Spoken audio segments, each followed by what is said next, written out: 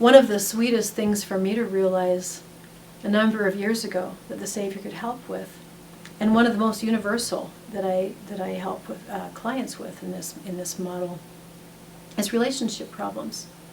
I found over the process of years that the Savior could definitely be a resource to help me with my own temptations, my own sorrows, my own weaknesses. But it wasn't until one particular night, one terrible night, when I was angrier at my husband than I have ever been. We've all been there at times.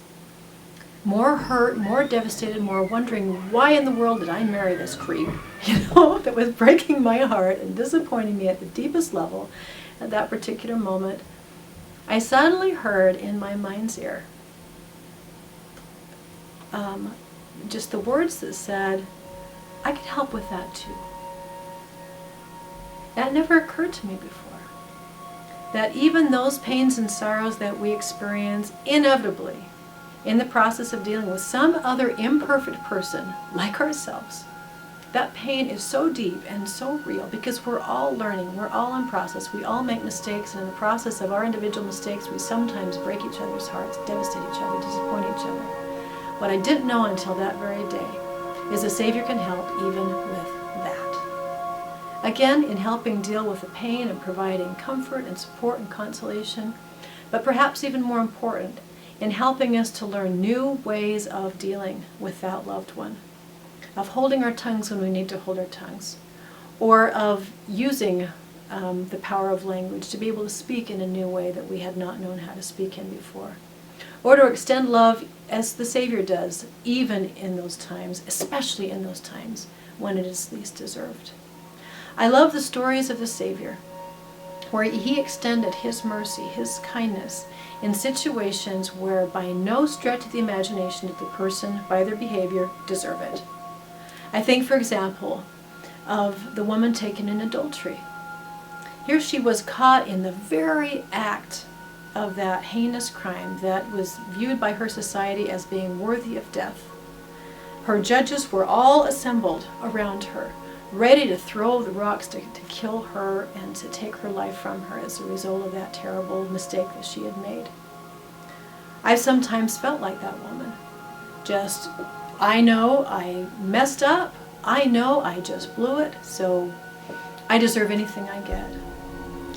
I love the scriptural record of how the Savior, in the midst of those accusers, just simply reached down and drew in the sand.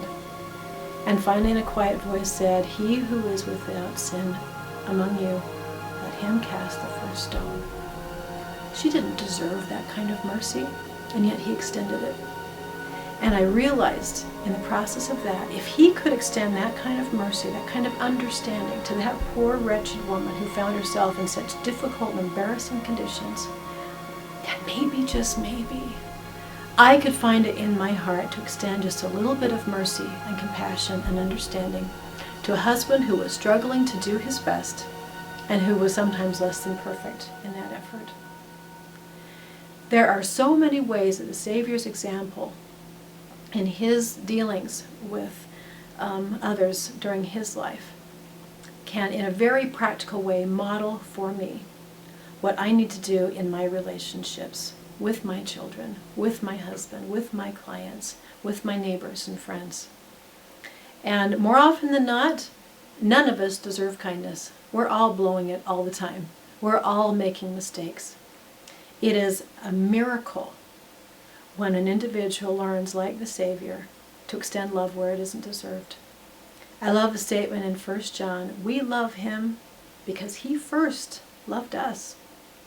The Savior always loves us first, when we don't deserve it, when we have done nothing of ourselves to merit his grace, his mercy, his understanding, and yet he loves us anyway. One of the most profound levels of Christ-centered healing is developing a heart like that, developing a love like that. A love that extends itself to other people, whether they're engaged in behavior that pleases us or not. I've thought for many years about how different the description of the Savior's love is than what we normally see trumpeted as love in the media and in our love songs and all sorts of things.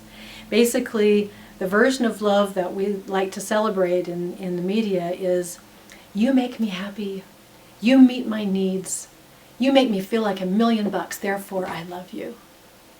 And the second you stop making me feel like $1,000,000, and the second you stop meeting my needs, and the second you stop making me happy, I'm under no obligation to love you anymore, because that was the deal. That is why you are here. And boy, if you stop doing your job, I have no obligation to keep loving you. So I'm out of here. I'm going to go get myself a better deal. You know, that basically is sort of a consumer approach to love. I like to think of it as Walmart love. I love the fact that at Walmart, anything I buy stupidly, I can take back, trade in, get something better. You know, we tend to think of our relationships in the same way. You know, if we end up with what appears now to be a defective product, and guess what? We are all defective products because none of us are perfect. You know, I can just haul my husband back to that return desk and say, okay, I want to try again. You know, Savior's love is a very different thing.